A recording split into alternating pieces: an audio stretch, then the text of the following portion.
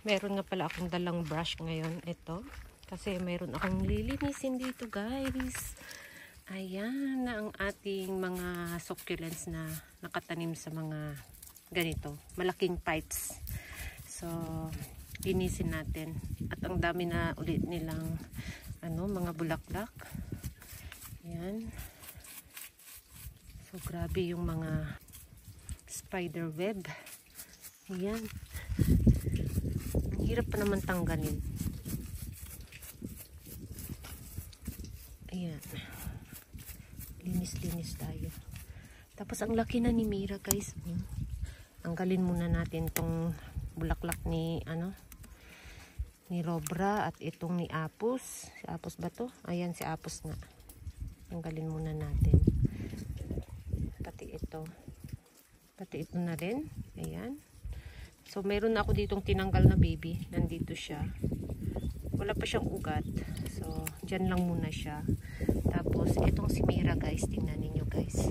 Sobrang laki na niya, diba? Grabe. Ayan.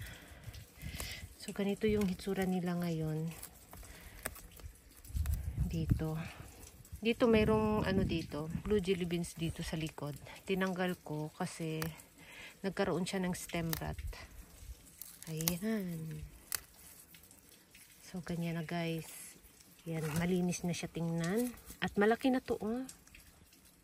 Grabe, sobrang laki na niya dito, guys. Lahat sila naglakihan na ngayon. Yan, pati itong aking pink frill. Yan, malaki na rin siya. Yung dulo ng dahon niya, guys, pink na pink. Tapos, ito naman, yan. So, mayroon siyang isang baby sa ilalim. Itong aking takasago no ukina. Hindi ko alam kung mayroon ba siyang bagong baby ngayon. Yan, so, malaki na siya. Ayan, oh. Ang ganda rin ng frill niya, diba? Yung kulay ng kanyang frills, guys. Ang ganda.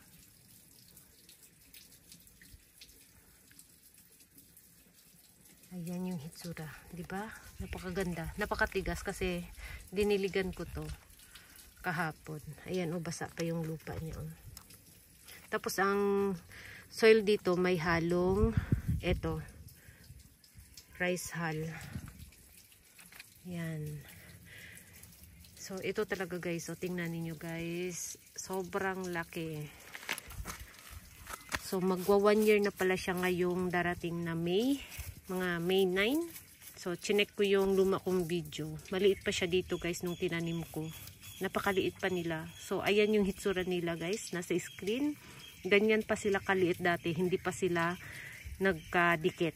Ngayon, dikit na, guys. Ayan. Sobrang laki. So, tanggalin natin itong bulaklak ni Sabrim. Ayan, tanggalin natin yung bulaklak nila. Ito naman si Musan. Ayan, nakailang beses na rin ako nagtanggal dito ng mga bulaklak. Ayan, ito, guys, pwede ninyo itong i-propagate. Ayan, itong mga dahon sa flower stalk, pwede ninyong i-propagate. So, ayan na yung hitsura niya. Ang dami din yung, ewan ko kung bulaklak ba yan. Itong nandito, bulaklak ba siguro to? Or, ito bulaklak. And then, ito parang, baby. Yan. Dito mayroong baby dito. Kasi dalawa to sila. 2 heads to sila, guys. Yung isang head dito, kinain ng uod. Yung kanyang pinakagitnang rosette. Kaya nawala. And then, nagpalit siya ng bago. Ito na yung bagong rosette. 3. Ayan. So, tanggalin natin. So, ayan. Pati yung dito sa likod, oh. Ito siya si Davy. Ayan. Ang laki na rin ni Davy, diba? Ayan yung hitsura ni Davy, guys. Sobrang laki niya. Tingnan niyo, guys. Ang laki ni Sabrim, guys. Sobra. Ang laki niya. Tapos ito si Rejoice. Ayan, ang laki rin. Diba? Sobrang laki nila. Tapos itong si sa brim, ang dami din yung baby. Kung nakita ninyo, ang daming baby guys. Meron dyan, meron din dun sa ilalim, naipit na Hindi yata kita, naipit na yung baby. Tapos meron din dito. Ayan, nandito din, meron din dyan. Yan, grabe, ang dami niyang baby. Ito, meron din to. Parang nandito yata banda sa likod. Ayan, ayan, ayan. Nandito sa likod yung baby niya. Ayan, ito. Ayan. Ayan yung baby, guys. So, hindi ko alam kung meron siyang baby dyan sa ilalim. Tanggalin natin tong dry leaves. Marami siyang maliit na pimples sa ilalim. Napakaliit pa. Ayan. Meron pala isa. Medyo malaki na nandito na sa gilid. Naipit. Ayan naipit siya. Nasa ilalim. So, sobrang laki na niya. Ito din si Musan. Sobrang laki na guys. Diba? Sobrang laki. Ito, konti pa lang to nung tinanim ko dito. Ayan na. Meron na siyang mga meron na siyang mga runner. Si Frolifica. Tapos, ang ating peach boy, malaki na rin siya. Yan. Tapos, itong ating, dito. Ito siya si Bluebird. Yan. Si Bluebird. Malaki na rin siya, guys, no? So, grabe talaga, guys. Na-amaze ako nito. Ang laki niya. Itong si Rejoice. At si Sabrina, yan. Grabe, ang laki nila, guys. Tapos, ito, mga, cuttings ng blue jelly beans. Ayan. Medyo maganda yung hitsura nila dito. Compact na compact sila. Siguro sa lupa. Kasi, ang ginawa ko dito, dinamihan ko ng rice hull. Konti lang yung lupa na nilagay ko. Kaya, ayan, halos rice hull nang nagpaibabaw. Ayan, diba? Dinamihan ko yung rice hull, tapos konti lang yung lupa. Kaya siguro ganyan. Compact na compact sila tingnan. Kasi wala silang nutrient. Yung ginamit ko ditong lupa kasi ay pang gardening. Yung pang talaga sa mga halaman. Lupa para sa halaman, sa mga bulaklak. Tapos sinaluan ko lang ng rice hull. Sobrang daming rice hull. So, kaya siguro ganyan. Hindi sila masyadong nakakainom ng tubig and wala silang fertilizer. Ayan. Tapos ito, aayusin ko rin to kasi dito sa gilid, last year mayroon ako nakita ditong nagtago sa gilid na maliit na snake. Ayan. Nandito sa gilid siya nagtago kasi kapag sobrang dry niya, guys, yung dito sa gilid parang pwede niyang pagtaguan. Ayan pwede siyang dyan sa gilid. So, plano ko siyang palitan ng bagong lupa to. Ayan. Meron pa tayo dito isang malaking frill. Tapos, buhay pa rin ang ating dito, Nixana. Ito, nagka-stem rot na siya. Tingnan ninyo. Meron na siyang ugat dito. Bagong ugat sa stem dito sa ibabaw. Ito yung stem rot ng itim. Ayan. Nagka-stem rot na siya. Tapos ito okay lang. So, baliin na rin natin. Ayan, para pantay-pantay yung laki nila. Pati ito. Ayan. Kasi ito, palitan ko naman to ng bagong lupa. Wala pa nga lang akong oras para nito. Mag-ayos. Ayan. Pero parang kumapal sila ngayon. Pati yung ko dito sa likod. Itong napakalit dati na pakipay itong compactum. Sobrang liit niyan dati, guys. Tingnan ninyo. Ayan, sobrang liit niyan dati. Ayan, malaki na sila. Ayan, Ganyan na sila kalaki. Grabe ang spider web. Grabe itong ano ng mga spider. Ayan.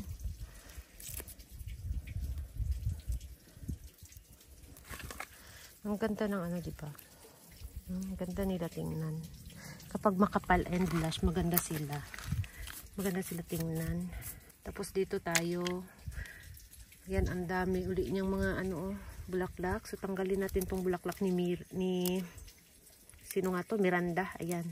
Si Agavides Miranda, guys. Ang dami niyang bulaklak. Akala ko flower to, hindi naman pala. Flower stalk naman pala, oh. Dalawa. Meron isa na ano dyan sa ilalim. Ayan. Palabas pa lang. Ayan. Dami din yung dry leaves.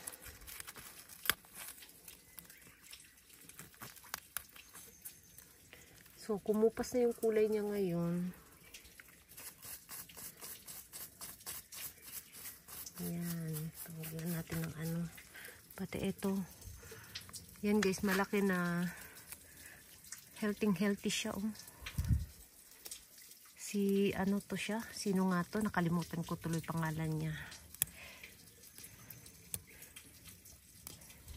Si Harry Watson. Ayan. Ang ganda niya, guys. Malaki na sila.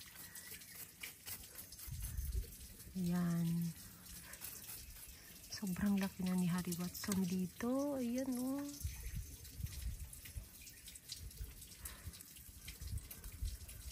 Tapos itong mga niksana dito, guys, pinatong ko lang yan dito. Dito sila galing lahat. Dito. Kinatings ko. Pinatong ko lang dito. Ayan, mayroon na silang mga ugat, oh. Pati yung iba dito, mayroon na dito rin, oh. Ayan, oh. Mayroon akong mga pinatong na. Ayan, yung iba dumikit na. So ito ipatong na rin natin dito para dumikit na rin siya. Dito yata sa harapan. Ayan. Ang ganda, oh. So ito magkukulay ano siya, purple. Sino nga pangalan nito? Ilagay ko na lang sa ano, sa screen ang pangalan nito. Ayan. Ang ganda, ang taba-taba niya, guys, oh.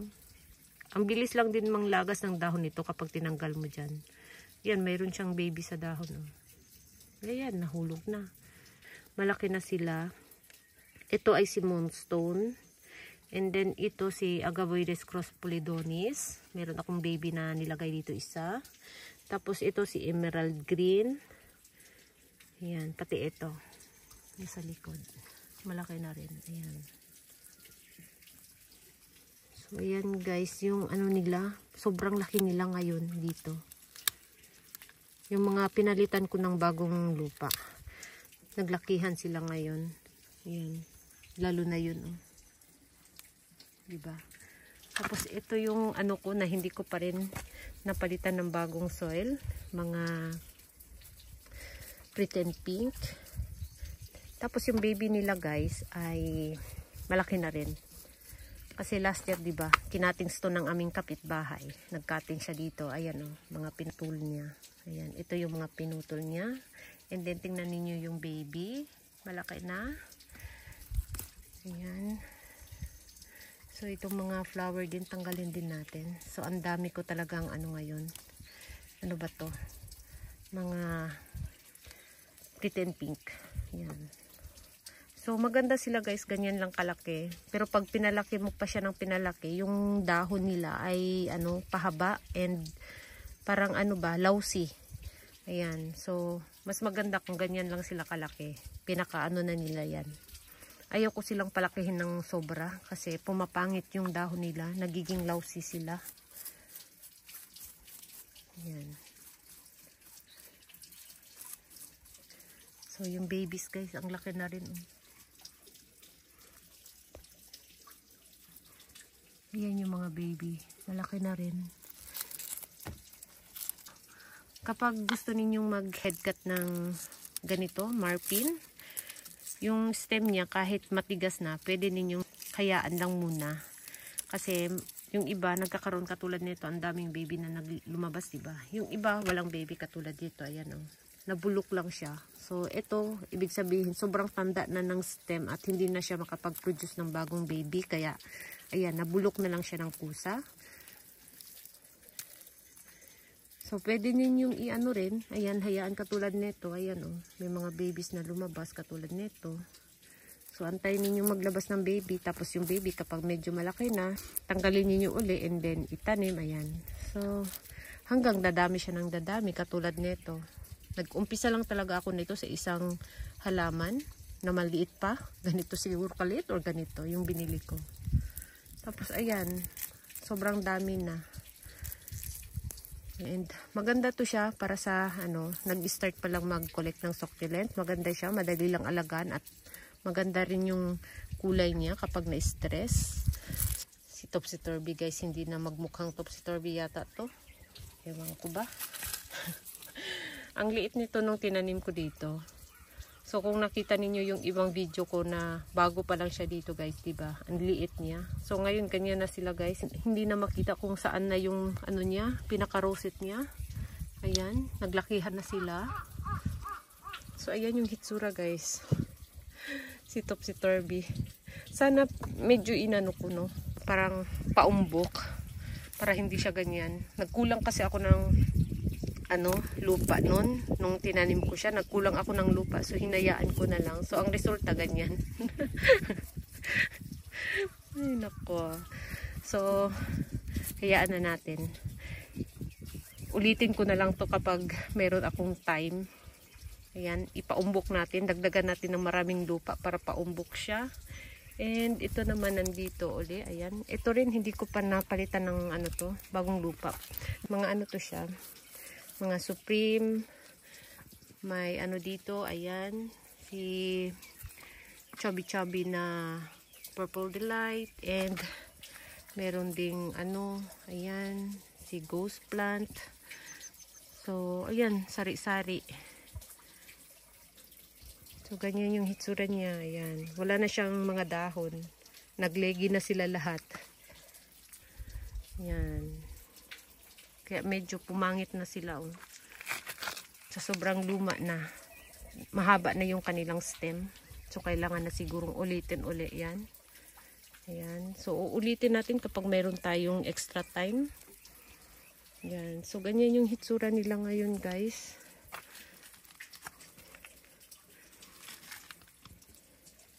Lalo na to guys. Ito talaga. Ayan, sobrang laki talaga niya. Ang ganda nila tingnan no. Sobrang laki na niya.